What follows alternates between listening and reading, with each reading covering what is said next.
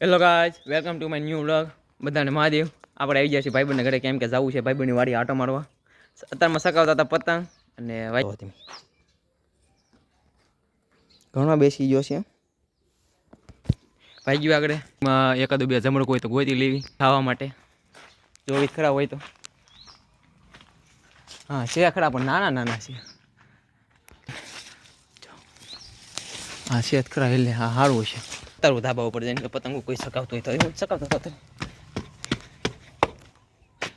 તો શકે જ છે એક જોડે. આજ તો બહુ પતંગ સકાવવાની ઈચ્છા હતી, એ સકાઈ નાખી તો અંગૂઠો કપાઈ નાખ્યો. મતલબમાં વાગી ગયો તે પછી ઉતરી ગયો. આટા મારી એવું ભાઈબંધની વાળી બાજુ.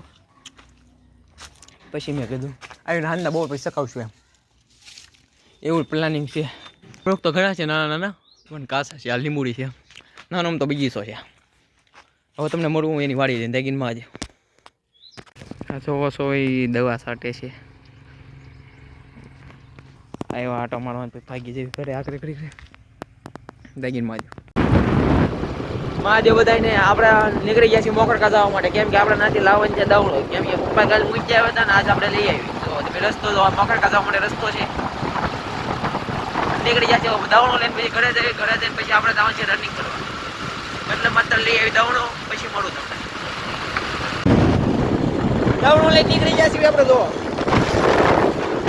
આજે ઘર તરફ, કેમ કે ભાઈ બહેનનો અમને ફોન આવી ગયો છે કે રનિંગ કરવા આવવું હોય તો આવું તો મેં 2 મિનિટ ઉપાડે. દવણું લઈને બી આવ્યા છે, જોડા પહેરી લીધા છે અને હવે ભાગી જઈ દોડવા માટે, કેમ કે ભાઈ બંધો તો આવી ગયા છે. હાલતા થઈ ગયા છે ધીમે ધીમે ભગાતો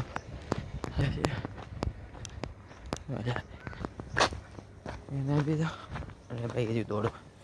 આજના બ્લોગમાં એટલું જ તે. હું આશા કરું છું કે તમને આજનો વ્લોગ ગમ્યો તો લાઈક છે અને સબસ્ક્રાઇબ જરૂર કરી દેજો. મારે ભાઈ